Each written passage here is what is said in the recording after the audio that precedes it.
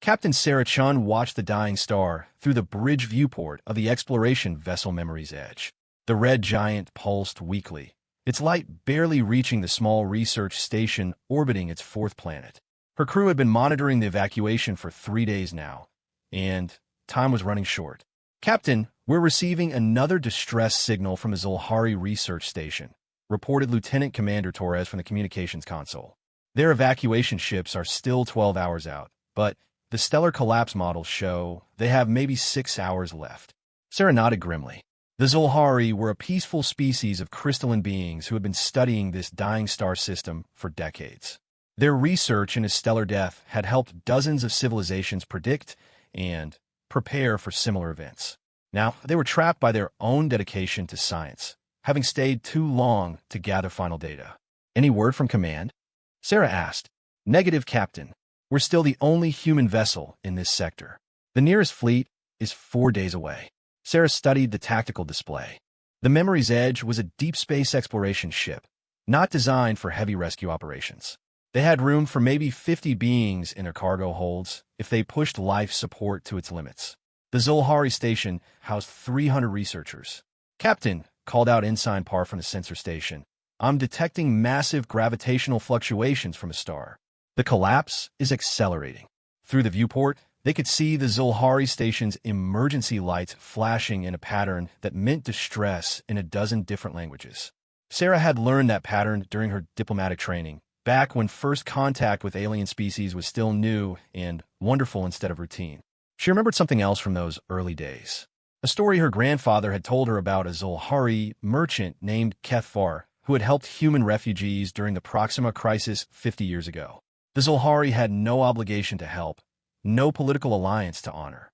They had simply seen beings in need and acted. "Lieutenant Torres, open a channel to the Zulhari station." "Channel open, Captain." "Zulhari Research Station. This is Captain Sarah Chun of the United Earth vessel Memory's Edge. We are moving to assist with your evacuation." The reply came in the melodic tones of Zulhari's speech, translated by their universal communicators. "Captain Chun, we are grateful for your offer, but your vessel cannot accommodate our numbers. Please do not risk yourself for us. We have accepted our fate." Sarah felt something stir in her chest.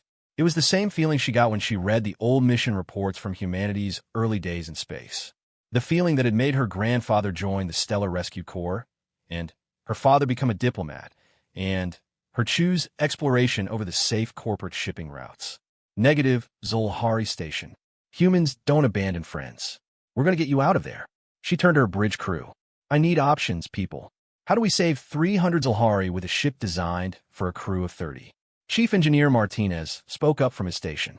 "Captain, we could modify the cargo bay life support systems. Strip out everything non-essential, reroute power from secondary systems.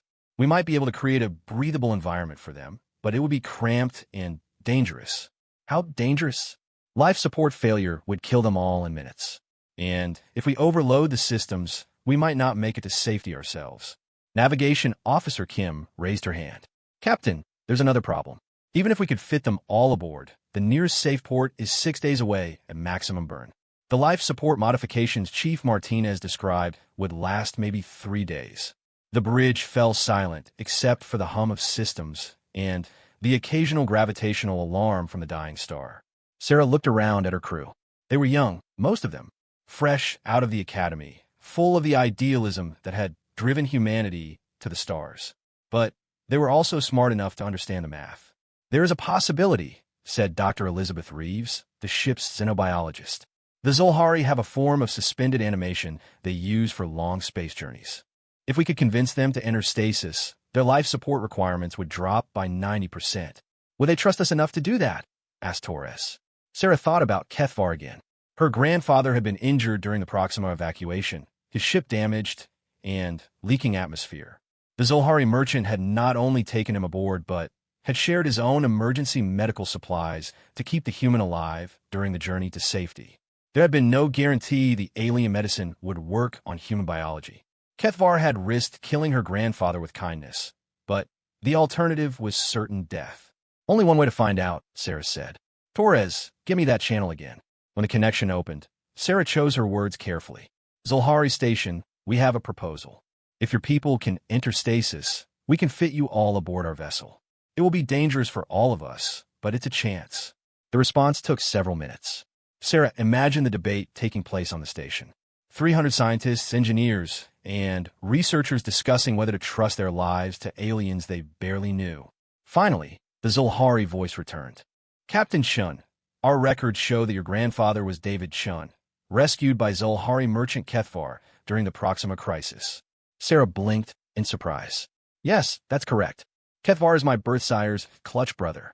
In human terms, my uncle. He often spoke of your grandfather's courage and the debt between our families. We will trust you as he trusted us. The next 4 hours blurred together in a frenzy of activity. Chief Martinez and his engineering team worked frantically to modify the cargo bays, installing emergency life support systems and basic medical monitoring equipment. Dr. Reeves coordinated with the Zulhari medical staff to ensure the stasis procedures would be compatible with their ship's environmental systems. Meanwhile, Sarah had the Memory's Edge moved into position near the research station. The dying star's gravitational fluctuations made it dangerous work, requiring constant course corrections to maintain a stable orbit. First group of evacuees ready to transport, reported Torres. 25 researchers in stasis pods. Beam them aboard, Sarah ordered. The transporter room became a carefully orchestrated ballet of human and alien cooperation. The Zulhari stasis pods were crystalline constructs that hummed with low-frequency energy. Each one contained a being in deep hibernation, their crystalline body structure dimmed to barely perceptible light. As the evacuation continued, the star's death throes grew more violent. Emergency alerts sounded every few minutes as gravitational waves swept through the system. The research station's orbit began to decay, forcing Sarah to bring her ship even closer to maintain transporter range. We're cutting this close, Captain, warned Lieutenant Kim. The star's output is becoming increasingly unstable. I'm reading massive coronal ejections building up. How many more? Sarah asked. 52 left on the station, Torres replied. But, Captain, the Zulhari are insisting that their senior researcher, Dr. Vethmar, transport last. Something about ensuring the data survival protocols are complete. Sarah understood. Scientist to the end. She respected that, even if it made her job harder. The next transport brought 20 more refugees, but as their pods materialized in the cargo bay, alarms began blaring throughout the ship. Captain, Ensign Park's voice was tight with alarm. The star is going critical. Massive gravitational collapse detected. Through the viewport, Sarah watched the red giant begin to cave in on itself. The process was beautiful and terrifying, like watching a mountain-sized soap bubble collapse in slow motion. But she knew that in a few minutes, the star would rebound in a supernova that would sterilize everything within several light years. All remaining evacuation now, Sarah ordered. Emergency transport protocols.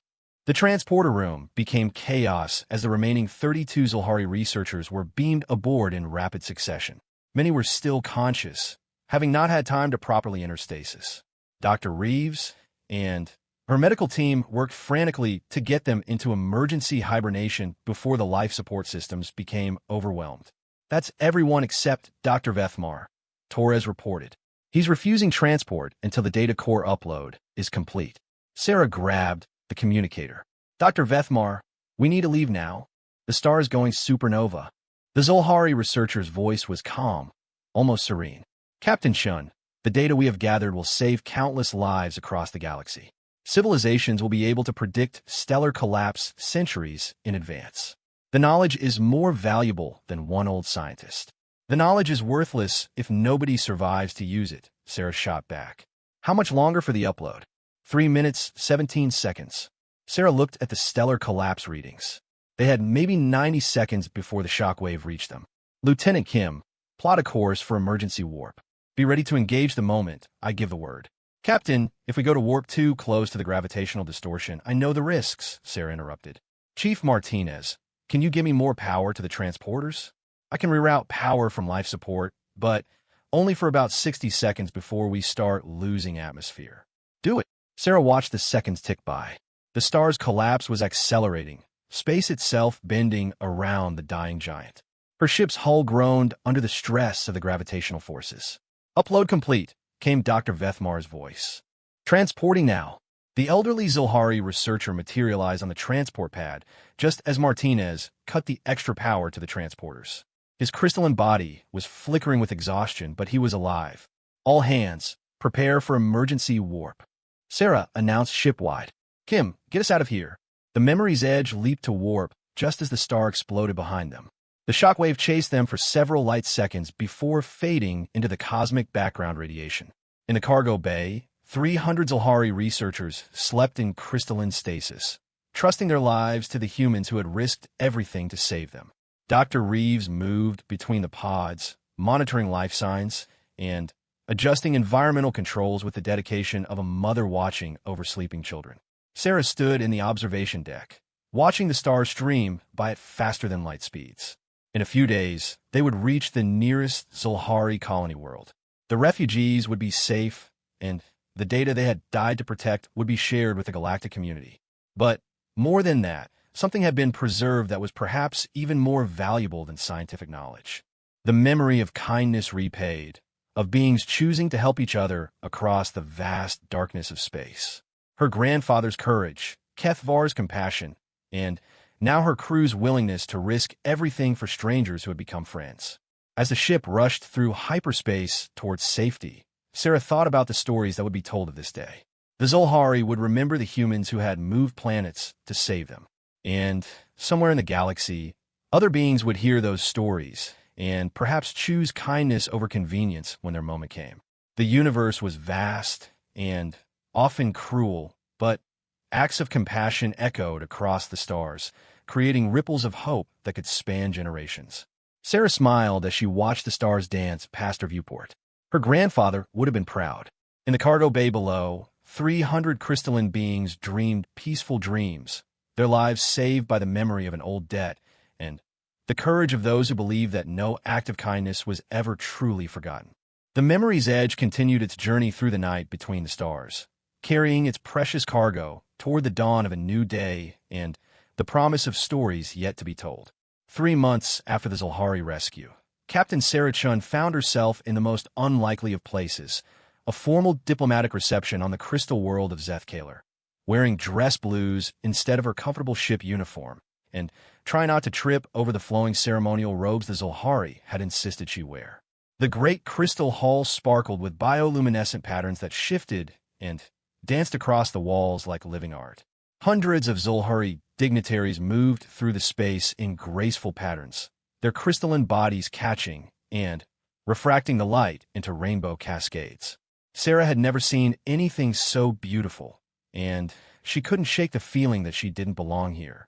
Captain Chun, called a familiar voice. Dr. Vethmar approached, his age crystal form moving slowly but with dignity. I want to thank you again, personally, for what you and your crew did for us. Sarah waved away his thanks. We did what anyone would do, Doctor. We couldn't just leave you there. The old Zilhari researcher tilted his head, a gesture Sarah had learned meant amusement in their body language. But that is precisely why you're wrong, Captain. Not anyone would have risked their lives for strangers.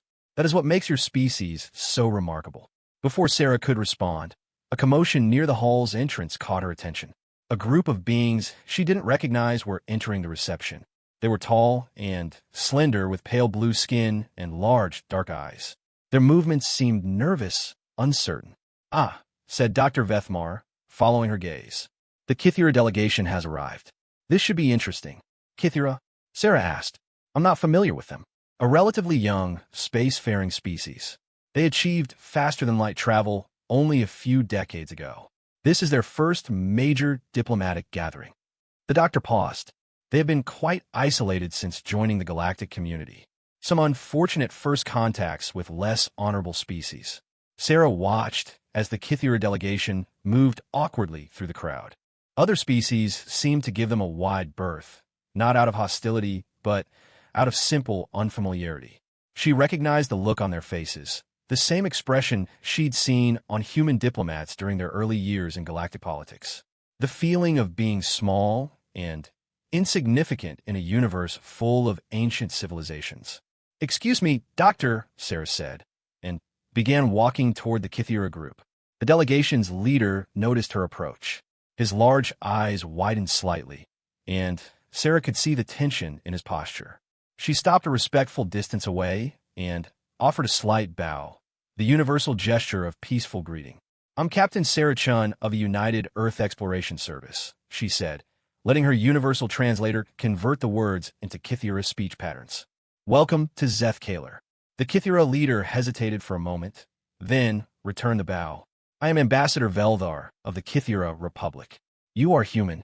"Yes." "Is this your first time meeting humans?" "Indeed. We have heard stories," but Veldar trailed off, seeming unsure how to continue. Sarah smiled warmly. "All terrible, I'm sure. Would you like me to introduce you to some of the other species here? I know what it's like to be the newcomer at these events." Relief flooded Veldar's features. "That would be most appreciated, Captain Chun."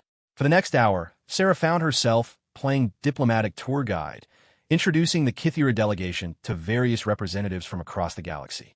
She shared stories about each species' culture, their contributions to galactic civilization, and their unique perspectives on science and philosophy. The Kithira delegates gradually relaxed, their natural curiosity beginning to override their nervousness. Sarah watched Veldar engage in an animated discussion with a Zulhari scientist about crystal resonance patterns, his eyes bright with genuine interest. "Captain Chun," called another voice. Sarah turned to see Admiral Janet Morrison, her superior officer and the head of Earth's diplomatic corps, approaching with a stern expression. "Admiral," Sarah said, offering a crisp salute. "At ease, Captain.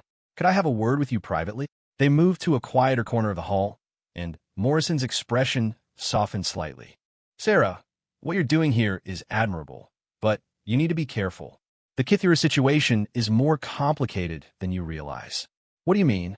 Morrison glanced around, ensuring they weren't overheard. 3 weeks ago, a Kithira exploration vessel discovered something in the Outer Rim territories. A derelict ship of unknown origin, clearly ancient, containing technology that makes our best equipment look like stone tools. Sarah felt a chill run down her spine. First contact with a new species? No, that's the problem. The ship was empty, had been drifting for thousands of years.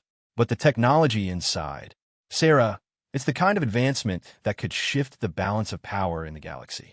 And the major powers have all taken notice. I assume they want access to this discovery. One is a mild term. The hegemony has already sent advisors to help the Kithira understand their discovery. The Altarian Empire has offered a defense pact.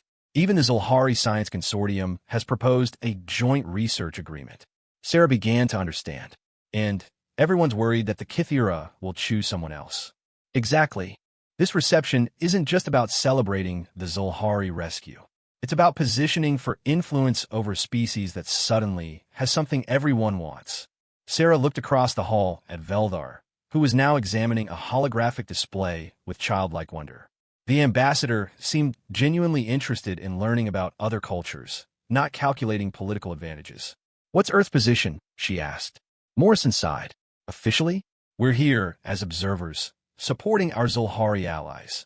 Unofficially, Command wants me to assess whether the Kithira might be potential partners. We could use allies who aren't already aligned with the major power blocks. And you want me to help with that assessment? I want you to be careful, Sarah. Your reputation for heroic rescues is known throughout the sector now. The Kithira have undoubtedly heard the stories. If they see you as representative of human values, they might trust us more than the others," Sarah finished. Morrison nodded. "The problem is, I'm not sure trust is what they need right now. They need experience, wisdom, protection from those who would exploit them. Humanity is still too young in galactic terms to provide any of those things."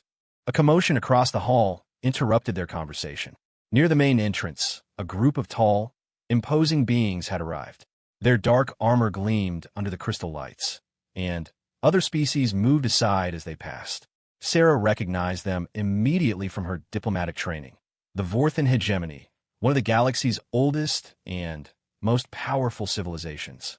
The Vorthan delegation moved with the confidence of beings accustomed to being the most important presence in any room. Their leader, General Thakron, was a legend in military circles, a brilliant strategist who had led the hegemony to victory in a dozen conflicts. Sarah watched as Thakron's gaze swept the room and settled on the Kithira delegation. The general's expression was calculating, predatory. She felt her instincts, honed by years of command, begin to sound alarm bells. "Admiral," she said quietly, "I think we have a problem." Morrison followed her gaze and swore under her breath. Thakron wasn't supposed to attend this reception. Intelligence said he was leading military exercises in the core worlds. Then, why is he here? Because something has changed. Something big enough to pull one of the hegemony's most important generals away from fleet maneuvers. They watched as Thakron approached the Kythera delegation. Veldar looked nervous again, his earlier confidence evaporating in the presence of the imposing Vorthan general. "Captain Chun," Morrison said quietly, "I'm changing your orders. I need you to get close to that conversation. Find out what Thakron is offering them." Sarah nodded and began making her way across the hall, using her diplomatic training to appear casual while moving with purpose. She arrived at the edge of the conversation just as Thakron was speaking. "Understand your position, Ambassador Veldar. A young species suddenly thrust into the galactic spotlight. It can be overwhelming, dangerous even. The galaxy is full of predators who would take advantage of your inexperience." Veldar's voice was carefully controlled. "The Kythera Republic is grateful for all offers of assistance, General. We are still evaluating our options." "Of course," Thakron said smoothly. "But you must understand, some discoveries are too important to remain in inexperienced hands. The ancient ship you found, such technology, could be dangerous if mishandled. The hegemony has extensive experience with archaeological discoveries. We could ensure the technology is studied safely, shared appropriately with the galactic community." Sarah felt her jaw clench. The general's words were reasonable on the surface, but the underlying threat was clear: hand over the technology or face the consequences. Veldar seemed to sense the same thing. "We appreciate the hegemony's concern, but the Kythera are committed to careful, responsible research. We have already begun preliminary studies with our own scientists." But have you considered the security implications?" Thakron's tone became more pointed. "The Outer Rim territories are dangerous space. Pirates, raiders, unstable governments. Your research facility could be attacked, your discoveries stolen by those with less noble intentions. We have adequate defenses, do you?" Thakron interrupted. "Tell me, Ambassador, how many warships does the Kythera Republic possess? How many trained soldiers? How would you respond if, say, a fleet of mercenaries decided to claim your discovery for themselves?" The threat wasn't even subtle anymore. Sarah saw Veldar's hands tremble slightly, and she made her decision. "Excuse me," she said, stepping forward with a bright diplomatic smile. "General Thakron, what a pleasant surprise. I didn't expect to see you here."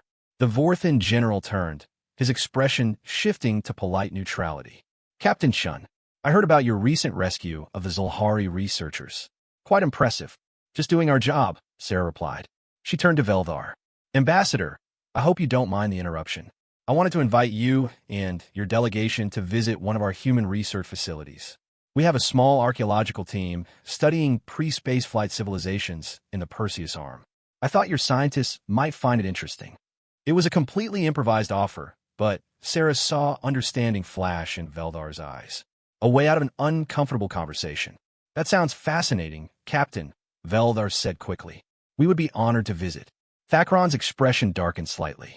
"How thoughtful of you, Captain. Though I wonder if human archaeological methods are quite advanced enough to be of use to the Kythera." "You might be surprised, General," Sarah said pleasantly. "We've learned a lot from our friends in the galaxy. The Zulhari, for instance, have taught us remarkable techniques for preserving ancient data crystals. And the Altarians shared some wonderful methods for non-invasive analysis of delicate artifacts." She was deliberately mentioning other major powers, reminding everyone present that humanity had allies and relationships throughout the galaxy. Thakron got the message. "Indeed," the general said coldly. "Well, Ambassador Veldar, I hope you will consider the hegemony's offer carefully. The galaxy can be an uncertain place for those who make unwise alliances." With that thinly veiled threat, Thakron turned and walked away, his delegation following like an armored shadow. Veldar let out a breath he seemed to have been holding. "Thank you, Captain Chun." That conversation was becoming quite uncomfortable. I could see that. General Thakron has a reputation for being direct in his negotiations. "Is that what you call it?" Veldar's tone was dry. "Among the Kythera, we would call it extortion." Sarah smiled grimly. "Welcome to galactic politics, Ambassador. It doesn't get easier." Velder studied her face for a long moment. Captain, may I ask you something? Why did you help us just now? Your species has nothing to gain from protecting us from the hegemony. Sarah thought about the question seriously. Ambassador, my grandfather used to tell me that the universe keeps a ledger. Every act of kindness, every moment when someone chooses to help instead of ignore, gets written down. Not by gods or cosmic forces, but by the people who remember. Those memories shape how we treat each other, how we build trust, how we decide who deserves help when they need it. And you believe this? I've seen it work. 3 months ago, my ship rescued those Zulhari researchers because 50 years ago, one of their people helped my grandfather. Today, I help you because somebody should. There was quiet for a long moment, his large eyes thoughtful. Captain Chun, the discovery my people made, it is indeed significant. Perhaps more significant than the general realizes. What do you mean?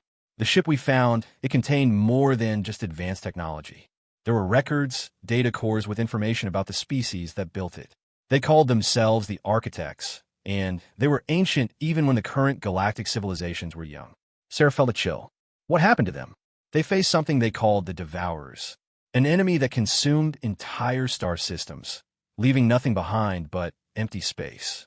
The architects built weapons to fight them, but in the end, Veldar paused. The records suggest that the Devourers are still out there, somewhere in the dark between galaxies, waiting. The implications hit Sarah like a physical blow. If this was true, if an ancient enemy was lurking beyond the edge of known space, then the discovery the Kithira had made wasn't just valuable. It was vital to the survival of every civilization in the galaxy. Does the hegemony know about this? She asked quietly. Not yet. We have shared only basic information about the technology. But Captain, Veldar's voice was urgent. If these Devourers return, if they come for our galaxy, we will need every species, every world, every ship working together. The petty politics and power struggles that dominate galactic civilization, they will mean nothing if we face extinction. Sarah looked around the reception hall at the various species mingling and negotiating and positioning for advantage. How would they react to news of an existential threat? Would they unite, or would they fragment into competing factions, each trying to claim the architect technology for themselves? What do you need from us? She asked. Time, Veldar said simply. Time to study the records, to understand what we're facing. Time to prepare. And, perhaps most importantly, time to figure out how to unite a galaxy that has spent millennia learning to distrust each other. Sarah nodded slowly. Then we'll buy you that time. However, we can. Across the hall, she could see Admiral Morrison in deep conversation with several Zulhari officials. Other species delegations were clustering together, no doubt sharing intelligence, and forming temporary alliances. The careful diplomacy of the reception was already beginning to shift into something more urgent. The universe was about to become a much more dangerous place. But, as Sarah looked at Veldar's determined expression, she felt something that surprised her. Hope. Because if there was one thing humanity had learned in their brief time among the stars, it was that the universe did indeed keep a ledger. And when the final accounting came, when the choice was between darkness and light, between destruction and survival, the galaxy would need every friend it could find. The memory of kindness, Sarah realized, might be the most powerful weapon they had. 6 months had passed since the reception on Zethkaler, and Captain Sarah Chun found herself in the most heavily defended star system in human space. The Kepler defense grid, built around humanity's first major colony world, bristled with orbital platforms, patrol ships, and early warning satellites. But today all those defenses felt woefully inadequate. Sarah stood in the tactical center aboard the battleship Determination, watching holographic displays that showed the gathering storm. Representatives from dozens of species had answered humanity's call, but the fleet assembling above Kepler Prime was still dwarfed by what intelligence reports suggested they would face. Captain Chun called Admiral Morrison from across the command center. The Zulhari delegation has arrived. Dr. Vethmar is requesting a meeting with you. Sarah nodded and made her way to the conference room where the old Zulhari researcher waited. His crystalline form seemed dimmer than she remembered, aged by months of desperate research and preparation. Doctor, Sarah greeted him warmly. How are the translation efforts progressing? Dr. Vethmar's crystal structure flickered with what Sarah had learned to recognize as exhaustion. We have decoded perhaps 60% of the architect records. The news is troubling, Captain. He activated a holographic display that showed a star map of the local galactic region. Red dots marked systems along the outer edge, spreading inward like a cancer. The Devourers do not simply destroy, Dr. Vethmar explained. They consume. They strip away not just life, but the very structure of reality itself. Worlds touched by them become empty. Not dead, not even barren. Simply absent, as if they never existed. Sarah felt a chill. How is that possible? The architects believed the Devourers exist partially outside our dimensional space. When they feed, they collapse the quantum probability fields that allow matter to exist in our universe. The doctor paused. Imagine trying to fight an enemy that can make your weapons, your ships, your people simply stop being. Please tell me the architects found a way to fight them. Dr. Vethmar's form brightened slightly. They did. The weapon they created was called the Reality Anchor. It functioned by reinforcing the quantum structure of local space, preventing the Devourers from collapsing it. But, Captain, the power requirements. How much power? The combined energy output an entire star system. And that was just for one anchor protecting a single world. Sarah stared at the display, trying to comprehend the scale of what they faced. The architects had technology far beyond ours. How are we supposed to build something like that? That is the remarkable thing, Dr. Vethmar said, his tone shifting to something approaching wonder. The architect records contained complete technical specifications for the reality anchors. They intended for other species to find them, to use them when the Devourers returned. They knew the Devourers would come back. The enemy was not destroyed, merely delayed. The architects managed to drive them back beyond the galactic edge, but they knew it was only a temporary victory. The records speak of a cycle, a pattern that repeats across cosmic time. Sarah turned as the conference room door opened. Ambassador Veldar entered, followed by a group of beings she didn't recognize. They were massive, easily 3 meters tall, with thick, chitinous armor that looked like it had evolved for warfare. Captain Chun, Veldar said, please allow me to introduce War Leader Krextal of the Vanguard Union. They have come in response to our call for aid. The massive being stepped forward, its voice a rumbling bass that seemed to vibrate through the ship's hull. Captain Chun, we have heard of your species' rescue of the Zulhari. The Vanguard honors those who protect the weak. War Leader, Sarah replied with a respectful nod. We're grateful for any assistance the Vanguard can provide. Krextal gestured to the holographic display. Our ships are warriors built for battle. But this enemy, how do we fight something that unmakes reality itself? We're still working on that, Sarah admitted. Dr. Vethmar, what would we need to build even one reality anchor? The Zulhari researcher manipulated the display, showing technical schematics that hurt to look at. The primary component is a quantum resonance matrix. It requires materials that exist only in the cores of neutron stars. The secondary systems need crystalline processors grown in zero gravity over periods of decades. And the power coupling system uses principles of physics we haven't discovered yet, Sarah finished grimly. Not entirely true, said a new voice. Everyone turned as a being entered the room that Sarah had never seen before. It was humanoid, but clearly artificial, its body composed of what looked like living metal that shifted and flowed like liquid mercury. I am designation 7 of the synthesis, the being said. We are the last remnants of a species that achieved technological transcendence millennia ago. We have been monitoring the situation with interest. Ambassador Veldar stepped forward. The synthesis? We thought your people were extinct. Biological extinction, yes. Consciousness transcendence, also yes. We exist now as information patterns within quantum computational matrices. We have been sleeping, observing, waiting for something worthy of our attention. War Leader Krextal's armor plates shifted aggressively. And what has earned that attention now? Designation 7 turned its featureless face toward the Vanguard leader. The pattern repeats, War Leader. We faced the Devourers once, long ago. We survived by abandoning physical form, becoming something they could not simply unmake. But we have waited for organic life to evolve enough wisdom to stand against them properly. Sarah felt hope stir in her chest. You can help us build the reality anchors? We can provide knowledge, guidance, computational support. But the actual construction must be done by living beings. The anchors require what your species might call soul to function. Consciousness, creativity, the spark of life itself. We can design them, but you must build them. Dr. Vethmar's crystals flashed with excitement. With synthesis computational power, we could model the quantum interactions, optimize the designs for available materials. Wait, Sarah interrupted. Available materials. You're talking about neutron star cores. How do we even get close to something like that, let alone extract materials from it? The room fell silent as the magnitude of the challenge hit everyone. Neutron stars were among the most dangerous objects in the galaxy, with gravitational fields that could crush entire fleets and magnetic fields that could disrupt electronic systems from light years away. That, said War Leader Krextal with what might have been amusement, is where the Vanguard proves useful. Our ships are built to survive in the most hostile environments the galaxy can offer.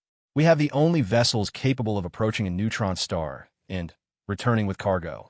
Sarah felt the pieces of a plan beginning to come together.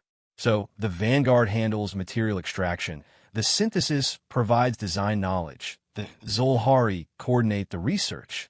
And humanity? Asked Veldar. Sarah thought about her grandfather's stories, about the ledger of kindness that the universe kept, about rescue ships that arrived when hope seemed lost, about strangers who risked everything for people they had never met. Humanity does what we've always done, she said. We remember who helped us, and we pay it forward. Over the next several hours, the conference room filled with representatives from across the galaxy. The Altarian Empire sent their finest engineers. The hegemony, surprisingly, offered their vast industrial capacity. Species that Sarah had never heard of arrived with offers of aid, each bringing unique capabilities to the growing alliance. But it was a small, quiet voice that brought the room to complete silence. The Mindari Collective wishes to contribute, said a being that looked like a floating jellyfish made of pure light. We offer our gift of psychic coordination. Sarah knew about the Mindari from diplomatic briefings. They were among the oldest species in the galaxy, known for their powerful telepathic abilities and their strict policy of non-interference in galactic politics. Honored Mindari, Ambassador Veldar said carefully, your people have always remained neutral in conflicts between younger species. Why would you involve yourselves now? The Mindari being pulsed with soft colors. Because, young ambassador, this conflict is not between species. It is between existence and void, between the creative force of life and the destructive hunger of entropy. We have remained apart because we did not wish to influence the natural evolution of younger civilizations. But if the Devourers succeed, there will be no civilizations left to evolve. Designation 7 turned toward the Mindari. Your psychic coordination abilities would allow the reality anchors to function as a network, each one reinforcing the others. With enough anchors, we could protect not just individual worlds, but entire galactic regions. How many would we need? Sarah asked. Dr. Vethmar consulted his crystalline data storage. To protect the core worlds of all major civilizations, perhaps 24 anchors, positioned at key gravitational nexuses throughout the galaxy. The scope of the project was staggering. 24 reality anchors, each requiring the energy output of a star system to function, materials from neutron star cores, and technology that pushed the boundaries of known physics. It will take years, War Leader Krextal rumbled. Perhaps decades to complete such a network. Time we may not have, added Dr. Vethmar grimly. Our monitoring stations at the galactic edge have detected gravitational distortions consistent with Devourer approach patterns. They're already moving through the dark space between galaxies. Sarah felt the weight of responsibility settling on her shoulders. She was just a starship captain, trained for exploration and rescue operations. How had she ended up at the center of a galaxy-wide defense project? Then, she remembered the Zolhari research station, the desperate evacuation as their star collapsed. She remembered the choice her crew had made to risk everything for strangers who had once helped a human in need. That moment of decision, that willingness to act despite the odds, had led directly to this room, this alliance, this chance to save every living thing in the galaxy. We don't have years, she said quietly. But we have something the Devourers probably don't understand. We have the memory of every species that has ever chosen to help instead of harm, to protect instead of exploit. We have the collective debt of kindness that spans millennia. She looked around the room at the assembled representatives. The Vanguard remembers the human rescue ships that aided their refugees during the Titan War. The Altarians remember the Zulhari research that helped them cure the Red Plague. The Mindari remember the first peaceful contact with younger species, when everyone expected violence, but chose understanding instead. Sarah activated the holographic display, showing not star charts or technical schematics, but a web of connections between species, alliances built on shared experiences of compassion and cooperation. "This is our real weapon," she said. "Not just the reality anchors, but the fact that we can build them together. The Devourers have consumed countless galaxies, but I wonder if they've ever faced one where every species was willing to sacrifice for the others." Designation 7's Mercury-like form shifted with what might have been approval. "An interesting hypothesis, Captain. The architect records suggest the Devourers are creatures of pure consumption, incapable of understanding concepts like cooperation or sacrifice." "Then, maybe it's time they learned," Sarah said. Ambassador Velthar stepped forward. "The Kythera Republic commits our resources fully to this project. We will share all architect data freely with the Alliance. The Vanguard pledges our finest warriors and our most dangerous ships," War Leader Krextau declared. "The Zulhari offer our research capabilities and our manufacturing expertise," added Dr. Vethmar. One by one, every representative in the room made similar declarations. Sarah watched the greatest alliance in galactic history form before her eyes, built not on threats or political maneuvering, but on the simple memory of beings who had helped each other in times of need. As the meeting broke up and the delegates returned to their ships to begin the monumental task ahead, Sarah found herself alone with Designation 7. The artificial being had remained motionless while the others left, its featureless face somehow managing to convey thoughtfulness. "You have an interesting perspective on conflict, Captain Chun," it said. "It's not really mine," Sarah replied. "It's something my grandfather taught me. He used to say that the universe keeps a ledger, and when the final accounting comes, the only thing that matters is whether you helped or hurt." "Your grandfathers sound wise.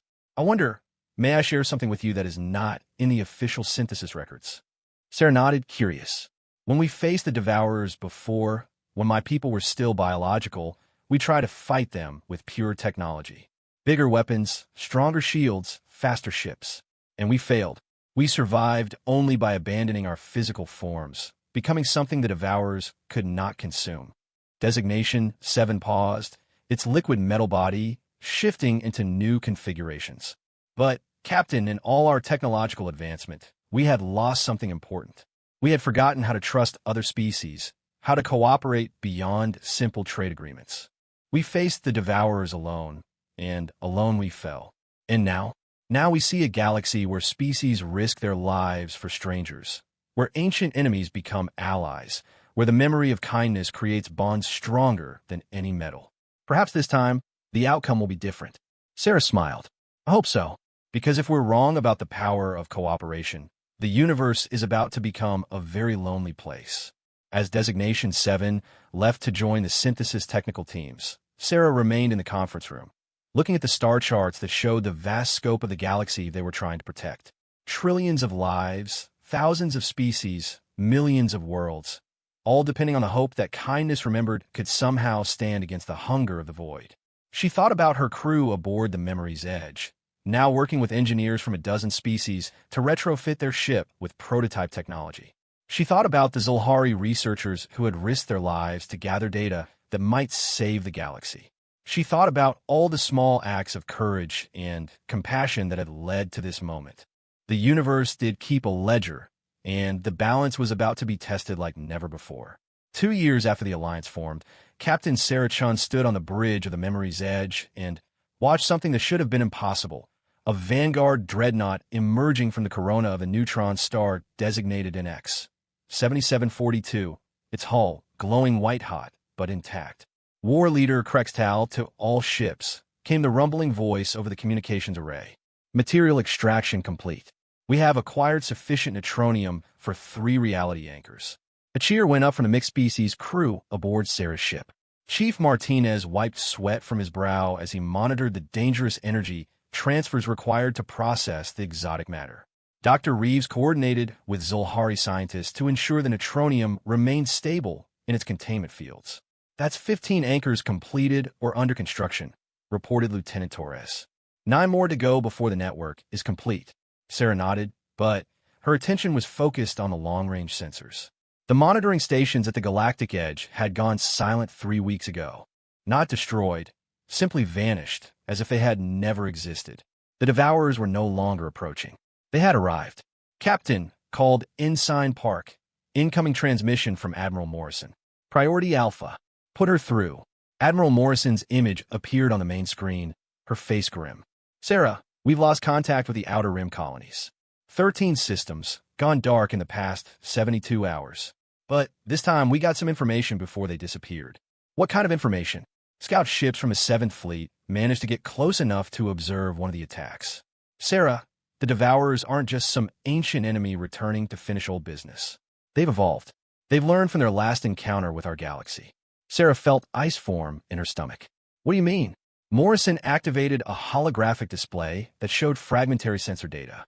The images were distorted, reality itself seeming to bend and twist around massive, impossible shapes that hurt to look at directly. They're not attacking randomly anymore, Morrison explained. They're targeting specific systems, ones with high concentrations of intelligent life. And, Sarah, they're learning from what they consume. Each world they devour makes them stronger, smarter, more capable of understanding how to fight us. The implications hit Sarah like a physical blow. They're going to target the reality anchors. Worse, intelligence analysis suggests they're heading for the shipyards where we're constructing the anchors. If they can destroy our manufacturing capability, the network will never be completed. Sarah turned to her navigation officer. Lieutenant Kim, plot a course for the Alterian shipyards at maximum warp. All ships, prepare for immediate departure. As the mixed fleet of human, Vanguard, Zulhari, and synthesis vessels jumped to hyperspace, Sarah found herself in the unusual position of commanding what might be the most powerful military force in galactic history. 37 ships representing the best technology and tactics of a dozen species, all united by the memory of kindness received and the determination to protect others. But even with all their combined strength, Sarah wasn't sure it would be enough. The journey to the Alterian shipyards took 18 hours, during which reports continued to arrive of systems going dark. The Devourers weren't just consuming worlds.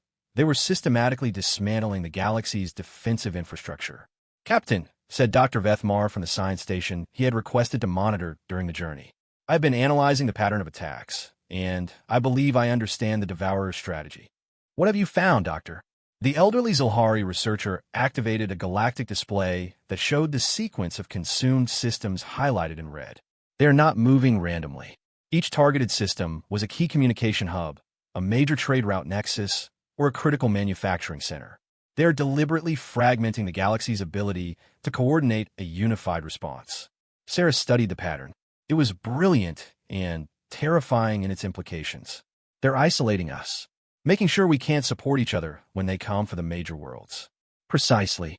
And, Captain, if this pattern continues, their next target will be the Zulhari crystal foundries at Vethkaler, Sarah finished, where we're manufacturing the quantum resonance matrices for the reality anchors. The ship's communications system crackled to life with an incoming message from the Alterian shipyards. All vessels, this is Admiral Thexan. Long-range sensors detect massive gravitational distortions incoming. Estimated arrival time, 6 hours. Sarah felt the familiar calm that came over her in crisis situations. All ships, this is Captain Shun. I want squadron commanders aboard the Memory's Edge for tactical conference in 15 minutes. The next quarter hour brought together an unlikely group in the ship's main conference room. War Leader Krekstal's massive form dominated one corner, while the flowing light of a Mindari coordinator provided gentle illumination. Designation 7 stood motionless near the tactical display, its mercury-like body occasionally shifting to interface directly with the ship's computers. The situation is straightforward, Sarah began without preamble. The Devourers are coming for the shipyards. If they succeed in destroying our manufacturing capacity, the reality anchor network will never be completed. Admiral Thexan, participating via a holographic link from the shipyards, gestured to a display showing the facilities under threat. We have 17 reality anchors in various stages of construction. 3 are nearly complete and could be activated within hours. The others, how long to finish them? asked War Leader Krextal. Weeks at minimum, possibly months. Time we don't have, Sarah said grimly. We need a new plan. Designation 7 suddenly moved, its form shifting as it processed data streams. I have been modeling potential scenarios. There is one possibility, but it requires sacrificing the incomplete anchors to strengthen the 3 that are nearly finished. Dr. Vethmar's crystal structure flashed with alarm. The power requirements would be enormous, and the risk of cascade failure would be significant. Designation 7 agreed. But, Captain Shun, if we can successfully activate even 3 reality anchors in a defensive network around the system, we could create a zone where the Devourers cannot function. A protected space where we could complete the remaining anchors safely. Sarah considered the proposal. It meant abandoning months of work, sacrificing resources that had cost lives to gather. But if the alternative was losing everything, what would we need to make this work? The Mindari coordinator pulsed with soft colors. Psychic linkage between the 3 anchors, creating a resonance field that reinforces local reality. The Mindari can provide this coordination, but the energy requirements. The shipyards have 3 stellar-class fusion reactors, Admiral Thexan noted. If we could channel their entire output through the anchor network, it would overload the reactors, War Leader Krextal rumbled. Destroy the shipyards completely. But create a protective zone that could last until reinforcements arrive, Sarah finished. Admiral, what's your evacuation capacity? Every ship in the system could carry perhaps 60,000 beings. The shipyards house nearly 2 million workers. The room fell silent as the mathematics of sacrifice became clear. To save the galaxy, they would have to abandon most of the beings who had worked so hard to protect it. Sarah closed her eyes and thought about her grandfather's stories, about the universe keeping a ledger, about the debt of kindness that connected every act of compassion across space and time. Sometimes, she realized, the ledger demanded payment in ways that broke your heart. There's another option, she said quietly. What if we don't evacuate the shipyards? What if we ask for volunteers to stay and maintain the reality anchors until the network is complete? Dr. Vethmar's crystal form flickered with shock. Captain, you are asking beings to sacrifice their lives for others they have never met. No, Sarah replied. I'm asking them to do what we've all been doing since this alliance began. I'm asking them to remember every kindness they've ever received and pay it forward one more time. Over the next 4 hours, as the Devourer ships approached the Altarian system, something remarkable happened. Admiral Thexan put out a general call for volunteers to remain at the shipyards and maintain the reality anchor network. The response was overwhelming. Altarian engineers volunteered alongside Vanguard warriors. Zulhari researchers worked next to human technicians.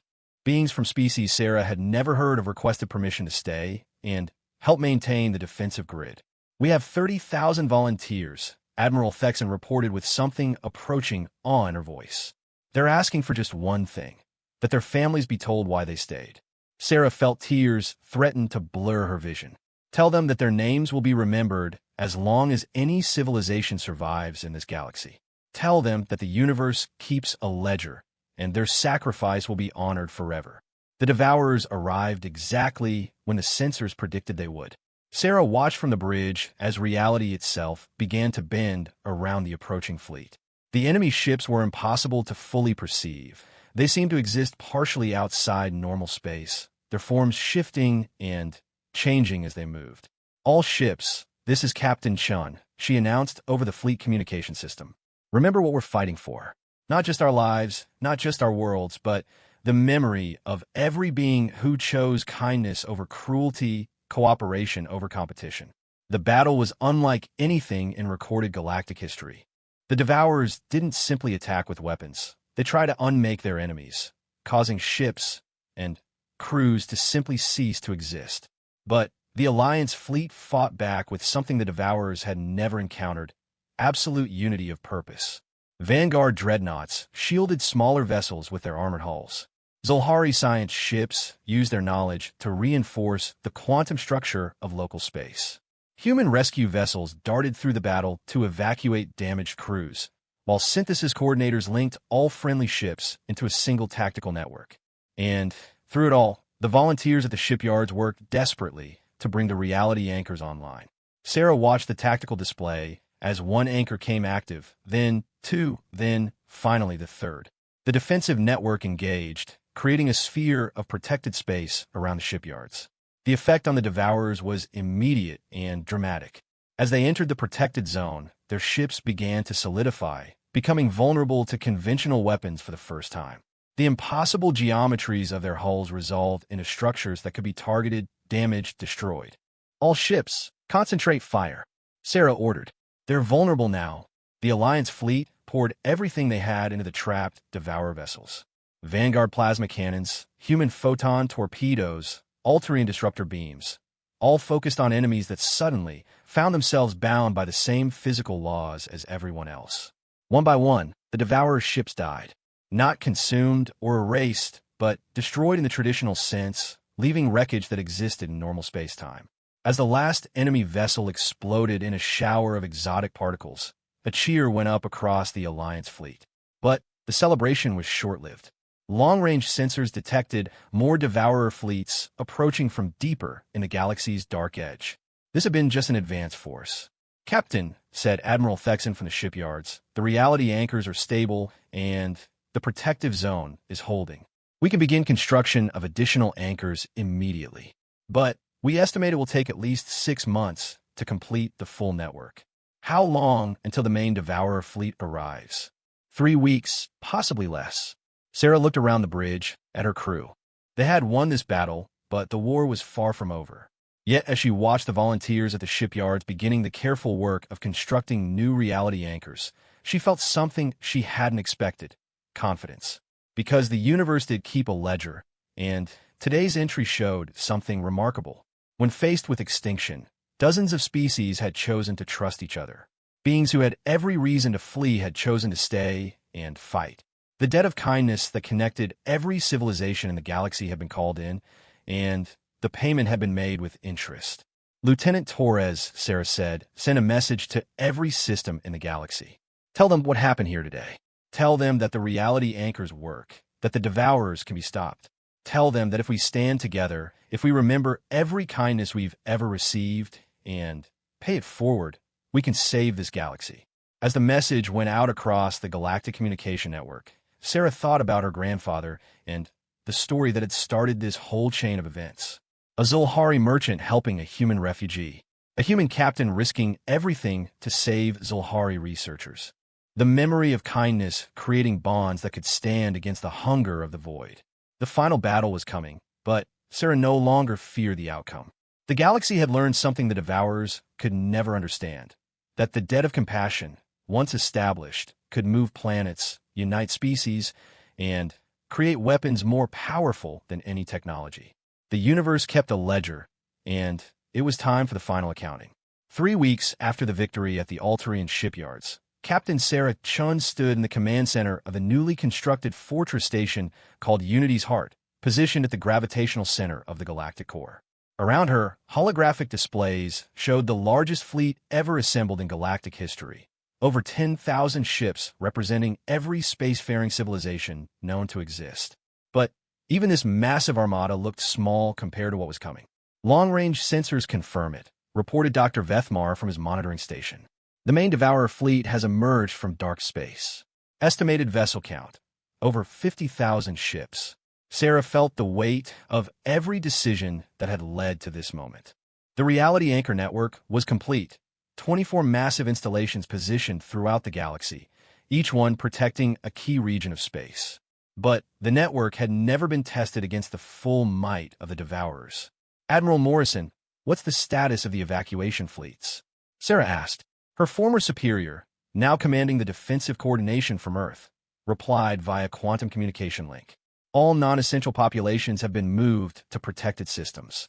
We've managed to relocate approximately 40 billion beings to zones covered by reality anchors. And the rest?" Morrison's pause told Sarah everything she needed to know.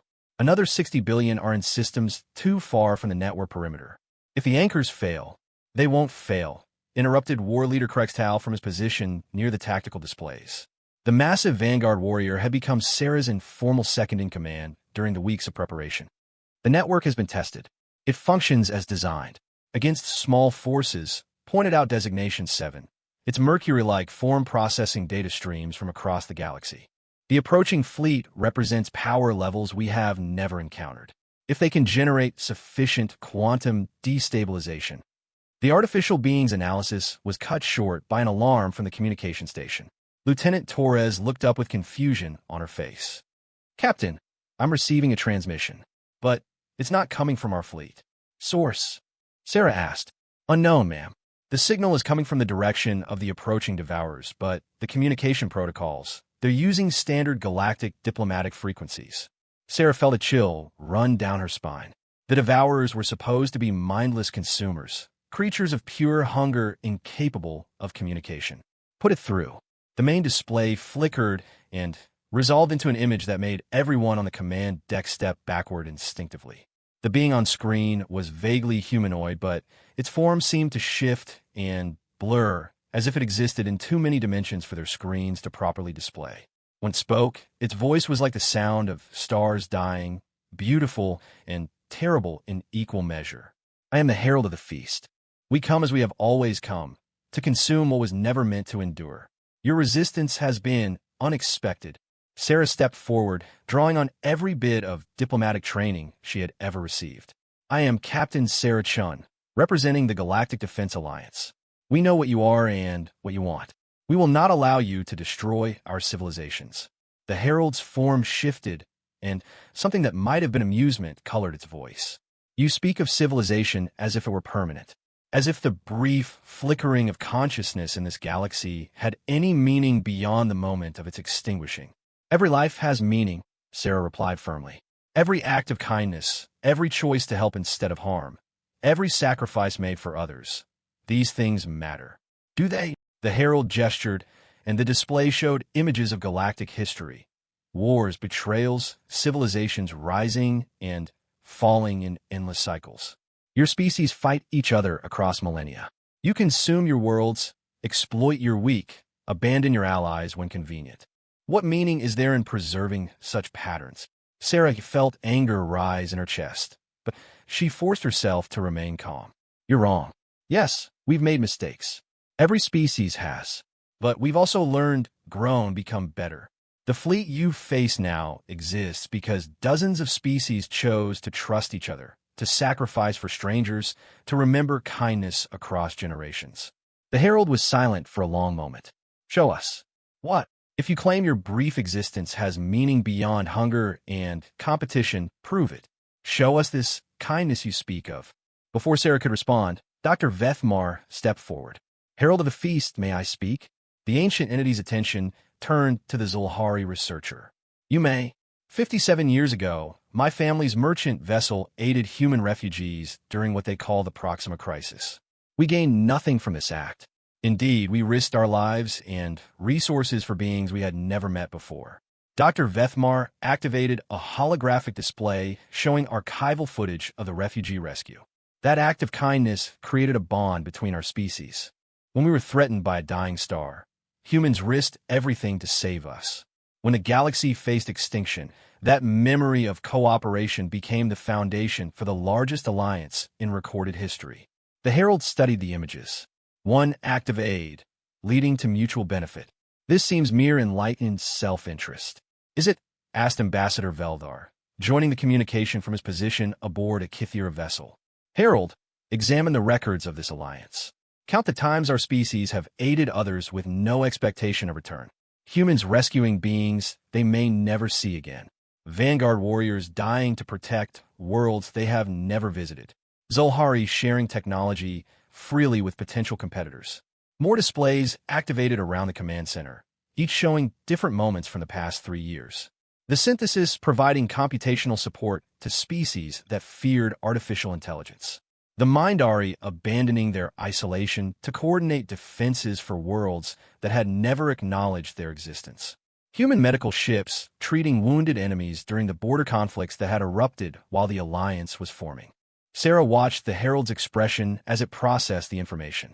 For the first time since the communication began, the entity seemed genuinely puzzled. These actions provide no evolutionary advantage, it said finally. They waste resources that could be used for expansion, survival, dominance. That's where you're wrong, Sarah said softly. They provide the greatest evolutionary advantage of all. They create trust, cooperation, the ability to work together toward goals no single species could achieve alone. She gestured to the tactical display showing the assembled fleet. Look at what we built together.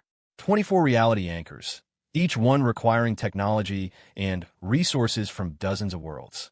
Ships designed with the best features from 100 different engineering traditions. Strategies that combine the wisdom of species separated by millions of years of evolution. And all of it built on the simple memory that kindness, once given, creates an obligation to pass it forward. The herald was silent for nearly a full minute. When it finally spoke, its voice had changed, becoming less certain, more curious. You claim this cooperation makes you stronger.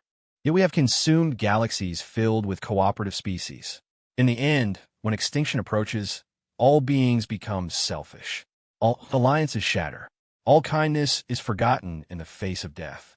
War leader Krextal stepped forward, his massive form radiating determination. Then, you have never faced beings like us, Herald. Vanguard warriors do not flee from death.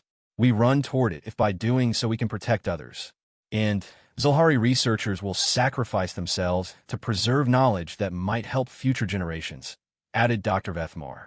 The synthesis abandoned biological existence itself rather than see consciousness destroyed, said Designation 7. One by one, representatives from every species in the Alliance added their voices to the declaration. Beings who had every reason to hate each other, who had fought wars and competed for resources and disagreed on fundamental questions of philosophy, all united by the simple understanding that some things were worth dying for. Sarah felt tears running down her cheeks as she listened. This was what her grandfather had tried to teach her with his stories about the universe, keeping a ledger. Not that good deeds would always be repaid, but that they would always be remembered. And in the remembering, they would inspire others to similar acts of courage and compassion. Harold, she said when the voices had fallen silent, you say that cooperation is weakness, that kindness is meaningless. But look at what we've accomplished together. We've built weapons that can wound beings like you. We've created defenses that can protect reality itself. And we've done it not through conquest or domination, but through the simple choice to trust each other. The herald's form shifted again, and for a moment Sarah thought she saw something almost like uncertainty in its impossible features. You would risk extinction for these principles? You would choose death over surrender, even knowing that your kindness will be forgotten in the cosmic darkness that follows. Sarah looked around the command center at the faces of her allies. Beings who had become friends, strangers who had become family, enemies who had become the closest of companions. All of them bound together by the memory of kindness received and the determination to pass it forward. Harold, kindness is never forgotten. It echoes across space and time, creating connections that become stronger than any metal, more enduring than any star. You say you have consumed galaxies filled with cooperative species, but you've never consumed their cooperation itself. That lives on in the stories told by survivors, in the inspiration given to future generations, in the example set for others who face similar choices. And someday, she continued, her voice growing stronger, someday you will encounter a galaxy that learned from those stories. A galaxy that chose kindness so completely, trusted each other so deeply, that they could stand against even you. The herald stared at her for a long moment. And you believe this galaxy is that place? I know it is, because Harold, we're not just fighting for our own survival. We're fighting for every galaxy you've ever consumed, every species you've ever destroyed, every act of kindness you've ever extinguished. Their memory lives in us, and through us, they will have their revenge. The communication terminated abruptly, leaving the command center in stunned silence. Well, said War Leader Krextal finally, that was either very brave or very foolish. Both, Sarah admitted. But I think we got through to it. Did you see the uncertainty in its expression? I don't think the Devourers have ever encountered resistance based on genuine cooperation before. Captain, interrupted Lieutenant Torres urgently, long-range sensors are detecting massive energy buildups in the Devourer fleet. They're preparing to attack. Sarah nodded and activated the fleet-wide communication system. All ships, this is Captain Shun. Battle stations. Today we discover whether the universe really does keep a ledger of kindness, and whether the debt we've accumulated is enough to save a galaxy. The battle that followed lasted for 18 hours and changed the fundamental nature of warfare in the known universe. The Devourers attacked with weapons that tried to unmake reality itself, while the Alliance fought back with technology born from the cooperation of dozens of species. But the real power came from something the Devourers couldn't understand or counter: absolute trust between allies. Human captains flew their ships into certain destruction to shield Zulhari science vessels. Vanguard warriors rammed Devourer ships to create openings for smaller craft. Altarian engineers stayed at their posts on damaged stations, maintaining shields for evacuation ships until the very last moment. And through it all, the reality anchors held. The network that had been built through the combined effort of every civilization in the galaxy created zones where the Devourer's reality-destroying weapons couldn't function. Protected spaces where conventional physics applied and conventional courage could triumph. When the Herald's flagship finally fell to concentrated fire from 1,000 Allied vessels, the remaining Devourer fleet did something unprecedented. They retreated. For the first time in cosmic history, the consumers of galaxies withdrew in the face of organized resistance. As the enemy ships disappeared into dark space, Sarah stood on the observation deck of Unity's Heart and watched the Allied fleet begin rescue operations. Ships that had been enemies just years ago now worked together to